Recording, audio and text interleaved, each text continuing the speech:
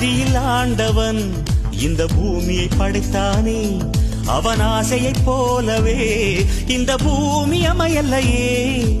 ஆண்டவன் ஆசையே இங்கு பொய்யாய் போய்விடில், மனிதனின் ஆசைகள் மெய்யாவது சாத்தியமா?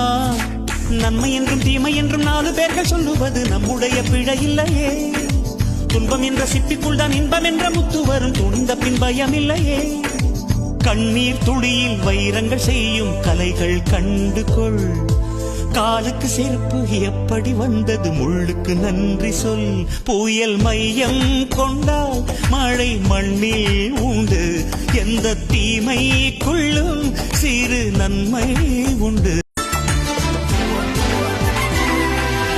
ஆதியில் ஆண்டவன் இந்த பூமியை படைத்தானே, அவன்